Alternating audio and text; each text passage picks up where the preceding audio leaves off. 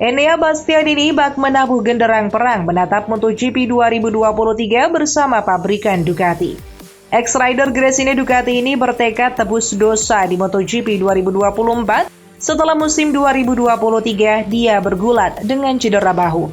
Efek cedera yang ia dapat karena crash di MotoGP Portugal, Bastianini memble selama mengarungi MotoGP 2023.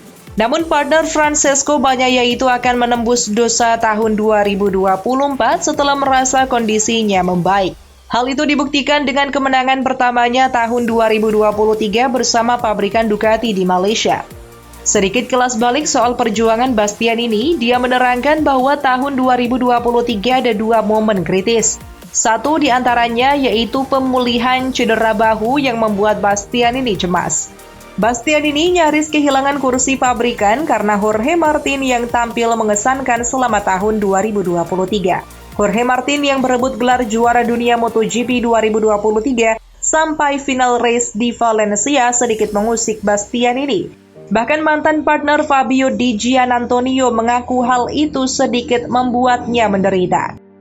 Walau begitu, Bastianini masih punya kepercayaan diri tinggi dan yakin bisa bertarung jika kondisinya fit.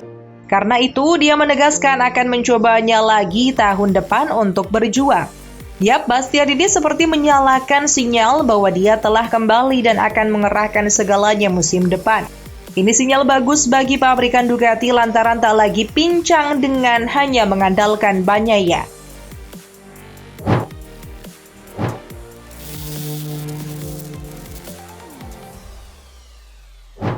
Kiprah Binder pada MotoGP 2023 sering dianggap jadi pembalap yang mampu merusak dominasi Ducati. Memang pembalap asal Afrika Selatan tersebut sejauh ini telah sering menjadi pendobrak di antara kerumunan para penunggang Desmosedici GP. Binder acap kali menjadi rider non-Ducati yang ikut naik podium dibandingkan kompetitor lain dari Aprilia apalagi Honda atau Yamaha. Namun menjadi pembalap terbaik yang bukan berasal dari skuad si merah Borgo Panigale ternyata juga tak cukup membuat Binder puas. Binder menginginkan hasil lebih, yaitu sebagai juara. Keseringan jadi pelengkap podium di antara rider Ducati lainnya membuat Binder ingin hasil yang jauh lebih baik dari itu. Podium kemenangan dalam riwayat Binder di sepanjang MotoGP 2023 memang lebih sepi dari musim sebelumnya. Kekecewaan terakhir dirasakannya ketika sempat memimpin balapan di seri pamungkas Valencia, tetapi juga harus berujung di tempat ketiga. Jika dirangkum, Binder juga finish sebagai pembalap terbaik non-Ducati pada klasemen akhir MotoGP 2023. Ia berada di peringkat 4 klasemen dengan total 293 poin. Posisi tersebut tepat berada di bawah trio penunggang Ducati Francesco Bagnaia, Jorge Martin, dan Marco Bezzecchi.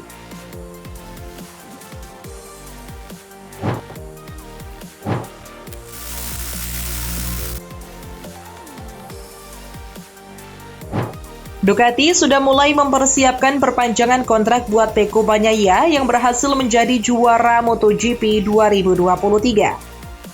Kontrak Pecco Bagnaia bersama tim Ducati Lenovo akan berakhir pada MotoGP 2024 mendatang, dan kedua pihak dipastikan akan melakukan perpanjangan kontrak. Pabrikan Borgo Panigale pun mempersiapkan kontrak baru dengan nilai yang lebih besar setelah Pecco Bagnaia berhasil meraih 2 gelar juara dunia secara beruntun. Ada rumor bahwa Ducati akan memberikan kontrak jangka panjang, seperti tren yang dilakukan beberapa tim balap untuk melindungi pembalapnya.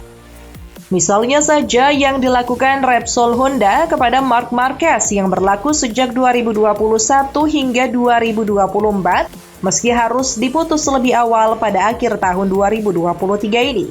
Atau juga Max Verstappen yang diberikan kontrak berdurasi panjang dari Red Bull Racing di ajang Formula One. Sayangnya hal tersebut dibuang jauh-jauh oleh Presiden Ducati Claudio Domenicali. Domenicali tidak mau mengekang pembalapnya dengan kontrak jangka panjang yang menurutnya berpotensi tidak baik terhadap perusahaan dan pembalap itu sendiri. Kontrak jangka panjang akan membuat pembalap terlalu aman karena posisinya terjamin, sehingga ditakutkan motivasi berkurang. Begitu pula pabrikan yang juga ikut kehilangan motivasi karena sudah memiliki ketetapan akan suatu hal terlalu lama. Selain itu, dengan kontrak yang panjang, pembalap Ducati lainnya juga malah tidak termotivasi untuk memperebutkan kursi Pecco dan itu tidak bagus untuk kompetisi.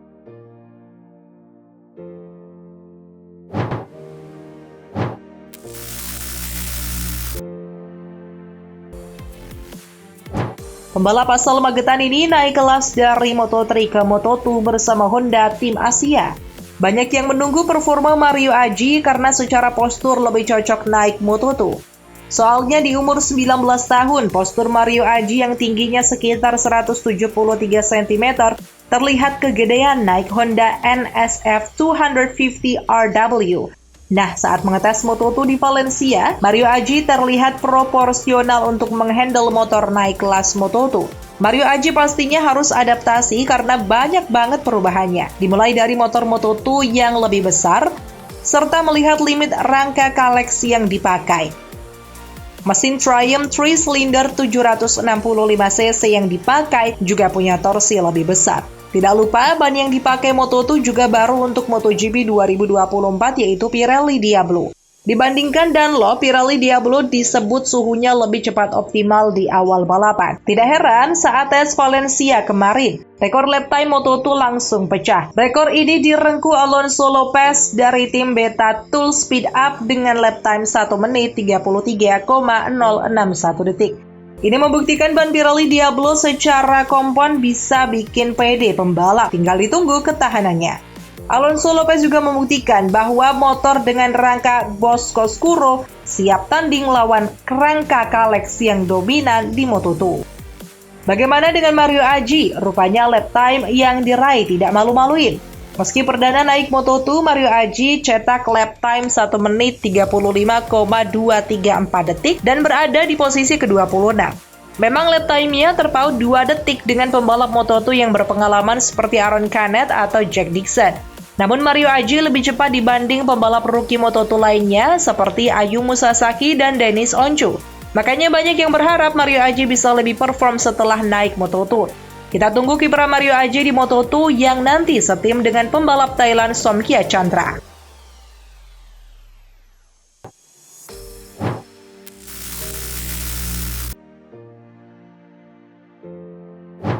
Jorge Martin harus merelakan gelar juara dunia MotoGP 2023 berada di tangan Pecco Bagnaia setelah memenangkan balap sprint MotoGP Valencia dan memperkecil jarak dengan Bagnaia jadi 14 poin saja. Jorge Martin malah terjatuh saat balapan utama. DNF karena menabrak Marc Marquez di lap ketiga, ia pun hanya bisa melihat Pecco Bagnaia menjadi juara dunia MotoGP 2 kali berturut-turut. Banyak orang menilai kalau kesalahan ini yang membuatnya kehilangan gelar juara dunia MotoGP 2023. Apalagi melihat ia bisa tampil cepat pada balap sprint.